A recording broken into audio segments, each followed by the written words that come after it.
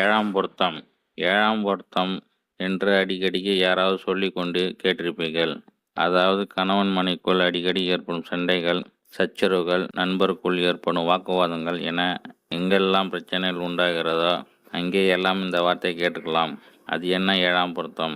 அதாவது ஒருவர் குணத்திற்கு நேர் எதிரான குணாதிசயம் உடையவர்கள். இந்த ஏழாம் பொருத்தத்திற்கு சரியான உதாரணம். இதில் நட்பு விஷயத்தில் சொல்வதை விட தம்பதிகளுக்குள் பார்க்கப்படுவதே அதிகம். சரி, இந்த ஏழாம் பொருத்தம் யாருக்கெல்லாம் இருக்கும் அல்லது ஏற்படும்? ஆச்சரியமான உண்மை, நம்மில் அத்தனை பேருக்கும் இந்த பொருத்தம் உண்டு. அதாவது மனமானவர்கள் அனைவருக்குமே ஏழாம் பொருத்தங்காரர்களே. எப்படி? வெவ்வேறு குடும்பத்திலும் கணவன் அல்லது மனைவி சற்று வெள்ளந்தியாக அப்ராணியாக இருந்தால் அவரின் கணவர் அல்லது மனைவி எச்சரிக்கை உள்ளுணர்வு உள்ளவராக இருப்பார். சாதுர்த்தியமானவராகவும் புத்திசாலியாகவும் இருப்பதை பார்க்கலாம்.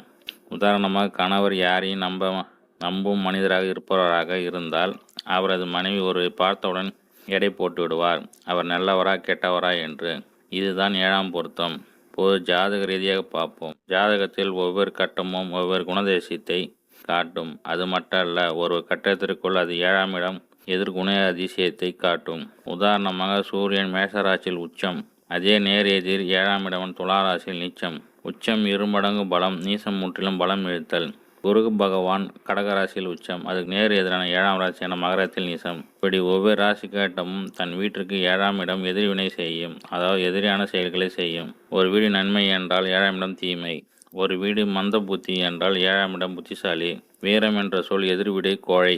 இப்படி பலன்கள் எதிரெதிராகவே இருக்கும். ஆக கணவன் மணி ராசி 7க்கு 7 இல்லாவிட்டாலும், உதாரணமாக பக்கத்து ராசியாக இருந்தாலும் ஆண்பால் பெண்பால் என்னும் எதிரே ராசி போல் கருத வேண்டும். ஆக இப்படி ஒவ்வொரு குடும்பத்திலும் ஒவ்வொரு குணதிசையும் சகோதர சகோதரிகள் இருப்பதை பார்க்கலாம். ஆனால் இந்த ஏழாம் பாவம் பொருத்தம் என்பதை நம் கணவன் மனைவிக்கு மட்டும் பார்த்தால் பழகியதால் நம் குடும்பத்தில் இருப்பவர்கள் நம் பொருத்தி பார்க்காமல் இருந்துவிட்டோம். இது நண்பர்களுக்கு மிக முக்கியமாக கூட்டுத் தொழில் செய்பவர்களுக்கு பார்க்கப்பட வேண்டிய ஒன்று என்பதை நினைவில் கொள்ளுங்கள். ஏனெனில் கூட்டுத் தொழிலில் ஒரு சற்று இரக்க குணம் உடையவராக இருக்க மற்றொரு இரக்கமே இல்லாதவராக இருப்பது கூட்டுத் தொழிலுக்கு நல்லது. நான் கூறுவது மேல் வாரியாக படிக்கும்போது சரியில்லாத போல் தான் தோன்றினாலும் இது நிச்சாசமான உண்மை. நிதானமாக யோசித்தால் புரியும். ஒரு முதலாளி இரக்கமானவராகவும் மற்றொரு கடுமையான குணமுள்ளவராக இருக்கும் தொழில் நிறுவனம் என்றைக்குமே நிலைத்திருக்கும். இது ஏன் அனுபவத்தில் பார்த்தது. சரி, கணவன் மனைவிக்கு வருவோம். இப்படி 7 பொருத்தமாக கனோச்சிதமாக இருக்கும் தம்பதி நல்ல செல்வத்துடன் சௌகரியமான வாழ்வும் நீண்ட ஆயுளோடு இருப்பதை பார்க்கலாம். ஒரு விஷயத்தை குறிப்பிட ஆக வேண்டும். கணவன் மணி இருவரும் திருமணம் செய்த பிறகு ஓரிரு மாதங்களே ஒருவரின் பலவீனம் அறிந்து கொண்டால் இருவருக்கும் வாழ்க்கை தராசு தானாகவே சமனாகிவிடும். இந்த இடத்தில் தான் முக்கியமான விஷயம் உள்ளது. ஒருவர் பலவீனத்தை அறிந்து கணவன் அல்லது மனைவியின் அந்த பலவீனத்தை பகடைக்காயாக பயன்படுத்தும் போது தான் ஈகோ வெளிப்படுகிறது. இதை மொழி நேரமும் அதிகமாக செயல்படுத்தும் போது தான் பிரிவினை ஆரம்பிக்கிறது. அந்த முடிவில் நீதிமன்றம் நோக்கி போகிறது. அப்படியெல்லாம் என்ன செய்ய வேண்டும்? ஒரு சில வீடுகள் பார்த்திருப்பீர்கள், மனைவியானவர் ஏதோ ஒரு முக்கியமான விஷயத்தை கணவர் ஈடுபாட்டோடு இருக்கும்போது, பாருங்க, உங்களுக்கு ஒன்றும் தெரியாது, நான் சொல்றதை செய்யுங்கள் என்பார். அவர் குடும்பமுறை சுபமாக இருக்கும், மிக சரியாக இருக்கும். இதை அந்த கணவர் எந்த கேள்வியும் கேட்காமல் செய்வார். அந்த குடும்பம் எந்த விதத்திலும் தோற்று போகாது. இதுதான் 7 பொருத்தம். இது நன்மைக்காக தரக்கூடியதாக நல்லதாக பயன்படுத்தினால் எல்லாமே நன்மைக்கு.